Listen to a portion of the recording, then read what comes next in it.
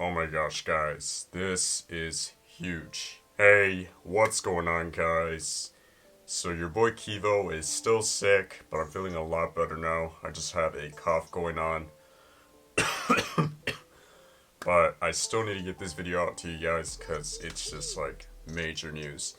So, if you didn't know, I did make a video recently on the whole Red Eye and Spriggan Requiem situation, and it was revealed in the latest chapter of Beyblade Burst who Red Eye really is. So without further ado though, I do want to give a warning, so if you don't want it to get spoiled for you, please do not watch this video. If you want to watch it anyway, it's all up to you, but I'm warning you, this does have some heavy spoilers in it. I do also want to give a shout out to Marutti. He's the one who took pictures of the chapter, and he also kind of briefly translated it for me. So big shout out to him. I will post links down below to his channel as well as his video. But I will be showing screenshots of his video of the chapter. So one more time though, before I actually get to the details, feel free to click away from this video if you don't want it to get spoiled, but if not, then here we go. Alright, so the chapter starts off, I think, with Vault versus Free, and the battle finally comes to an end. I believe Free gives up against Vault, and it looks like he becomes hospitalized or something, but I'm not entirely sure with the whole situation with Free. It looks like he has his veins popping out everywhere. I'm not caught up with the anime or manga, so this was kind of shocking to me, but if you guys want to fill me in on that, what kind of condition he has, I'm not entirely sure. But anyway, that battle pretty much finishes, and then the next battle comes up, which is Louis versus Red Eye. So automatically, you know, you think it's going to be hype, and it seems pretty hype in the manga. I'm kind of not sure how the anime is going to do it, but of course, it's Red Eye with Legend Spriggan versus Louis, who now has Nightmare Longinus. And it almost looks like Louis is surprised to see Red Eye. And he's actually kind of confused, I think. But he takes up his challenge, so they start battling. And it looks like Legend Spriggan gets knocked out of the stadium. So, of course, they do another round. And upon launching Legend Spriggan for the second time, Nightmare Longinus knocks it out of the stadium. And it makes it split in half. But while it splits in half, it does hit Red Eye in the face. So you know that Red Eye has a mask, right? So it hit the mask and it broke it, of course. So upon that happening, you get to see that Red Eye really is Shu. And hopefully you can see the pictures here. Yeah, it pretty much looks like he grew out his hair, but we know for a fact that it's Shu because of the scar on his eye. This pretty much confirms it, his identity. So yeah, Shu was Red Eye all along. And my initial reaction was just like, I don't know. I feel like it could have had more of a plot twist, but it really is Shu after all. And then it seems like Vault is shocked to see that it is Shu. And Shu kind of seems like in shock to see that his identity was revealed. And then after that, it kind of goes into the backstory as to why he became Red Eye. Now, I don't know the exact word-for-word explanation because I did have it briefly translated, but Maruti told me that Shu pretty much gave up on his friends and his past in order to become stronger. And by doing that, he pretty much got rid of his previous identity, which was Shu, and he became Red Eye.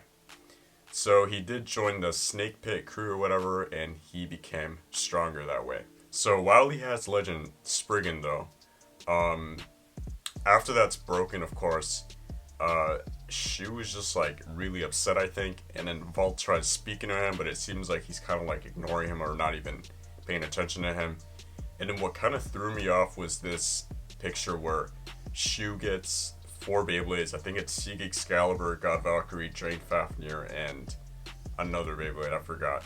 And it looks like he kind of puts them together in his hands and closes them. And when he opens his hands, he reveals Spriggan Requiem.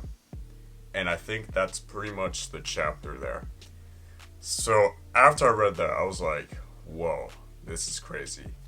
And like I said, my initial reaction was like, alright, like I know a lot of people predicted this and saw it coming, so it's kind of underwhelming, but the whole reason as to why he went evil doesn't make a lot of sense. Like, I get it, he wanted to be more powerful, but it seems kind of selfish and just kind of like, you know, kind of weird.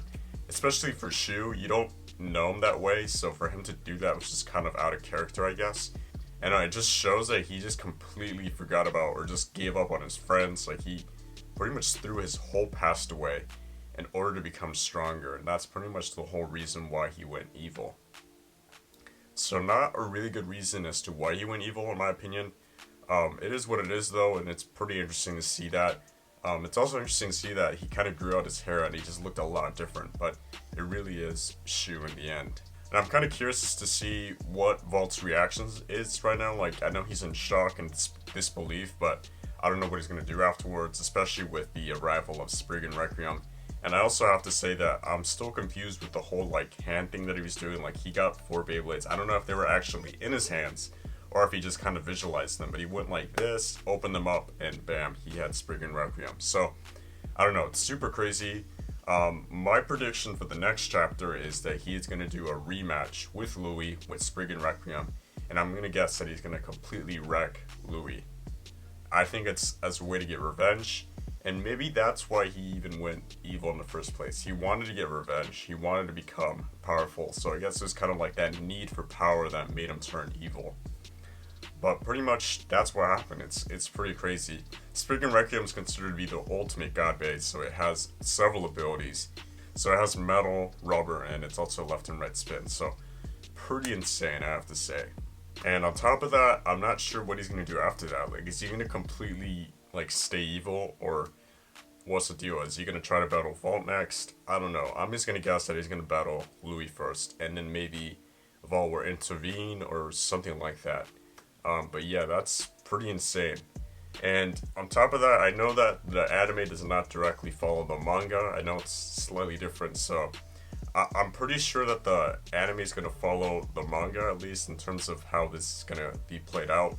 I'm not seeing any major changes, but I could be wrong. They could completely change the story this way, but I'm going to guess that the anime is going to follow the manga, at least for this part. So, but anyway, let me know you guys' thoughts on this. I'm pretty, like, kind of underwhelmed, but also kind of looking forward to what's going to happen next.